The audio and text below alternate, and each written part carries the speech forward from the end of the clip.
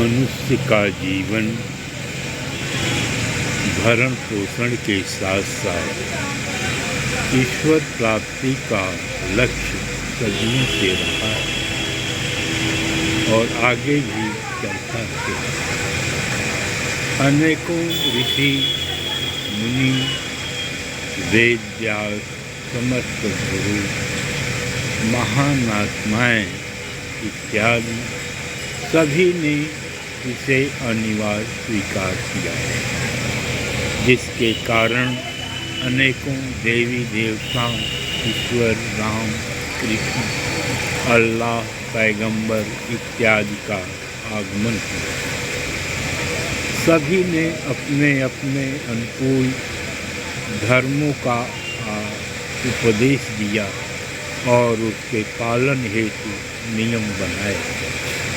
इस तरह से हमारे विचार में दो तरह के लोग हैं।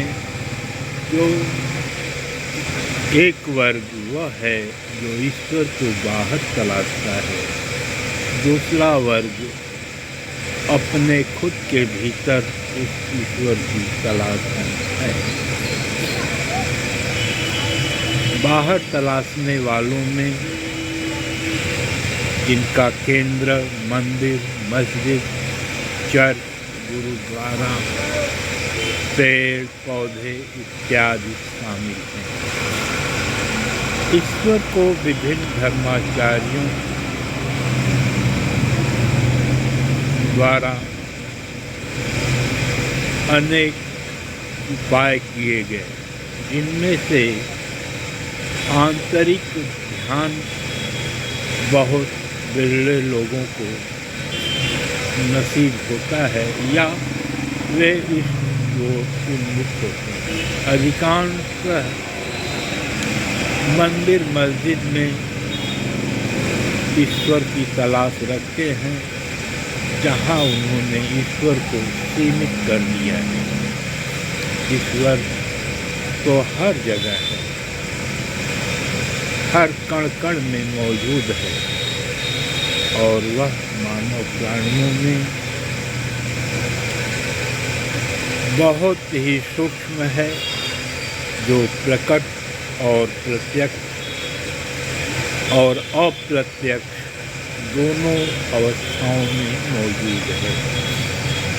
इसका अनुभव बंद आँखों से अपने भीतर साधना में जागृत अवस्था अथवा सद्गुरु द्वारा दिशा निर्देश की साधना किया जाए तो निश्चित रूप से उस परमात्मा का अनुभव किया जा सकता है, जो हर प्राणियों में मौजूद है। यह साधना पर और सद्गुरु के प्रति श्रद्धा, भाव, विश्वास और पूर्ण समर्पण पर ही संभव है। इससे परमात्मा में कोई जाति, वर्ग, समुदाय इत्यादि की रचना नहीं की है, अपितु जो जिस वर्ग, संप्रदाय में अथवा धर्म में जन्म लिया वह वैसा ही स्वीकार किया है।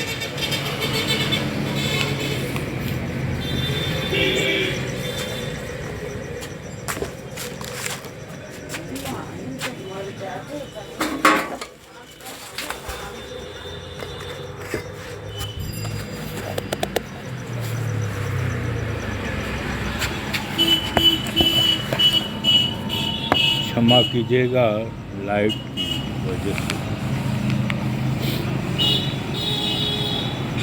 वर्ग, समुदाय इत्यादि की रचना नहीं की, अपितु जो जिस धर्म को स्वीकार किया और अपने ही ईश्वर को उन्होंने श्रेष्ठ माना और अपने सद्गुरु को धर्माचार्य का सच्चा ज्ञान स्वीकार करते इसके साथ ही दूसरों को वैसा ही जीवन जीने के लिए विवश करते हैं जो मतभेदों का जन्म देते हैं। यह मतभेद आज भी हिंदू मुस्लिम धर्मों में बना हुआ है, जो दोनों धर्मों के लिए अहित है।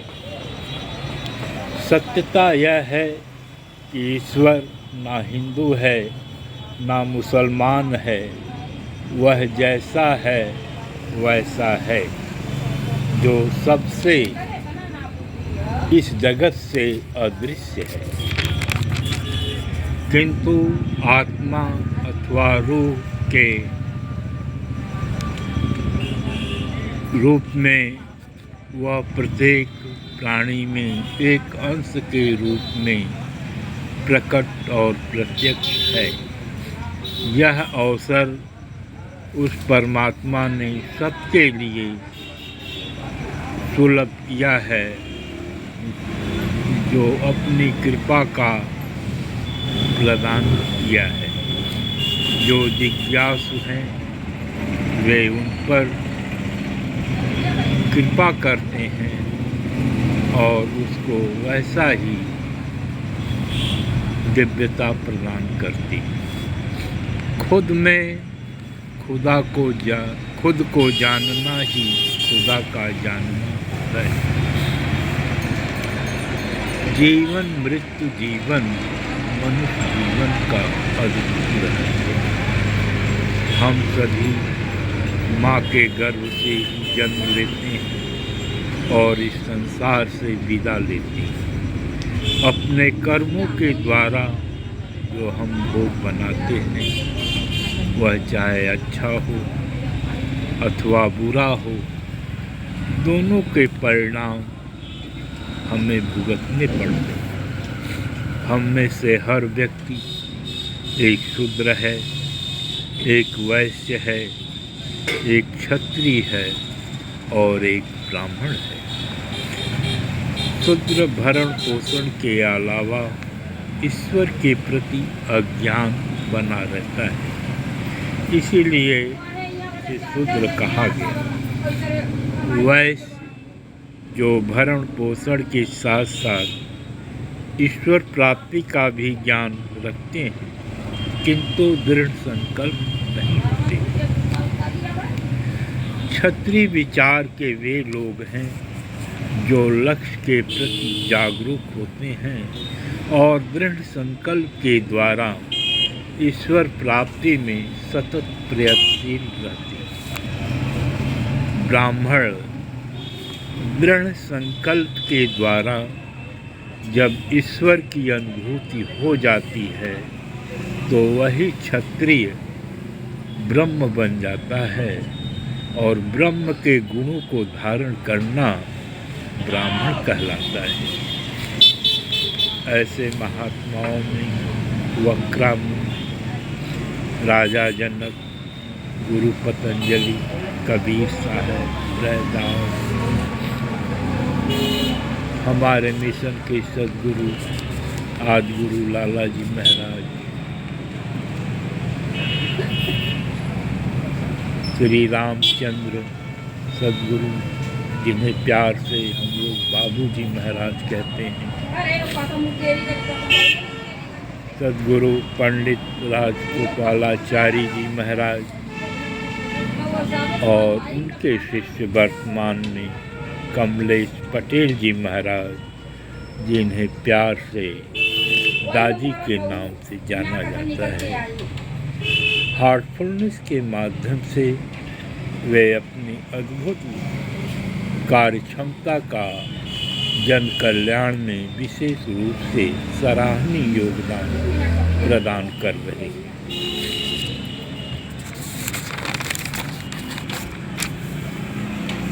इस तरह से प्रत्येक मानव प्राणी का सच्चा धर्म ईश्वर प्राप्ति का अनुभव करना है, जिसके अंतर्गत सच्चा ज्ञान का भी विवेक होता है।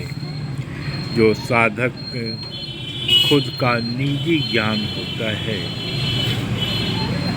जो आत्मा के स्रोत से ही आता है। आप सबको दिल से प्रणाम। ओम सत्य नमन, सत्यलोक नमः।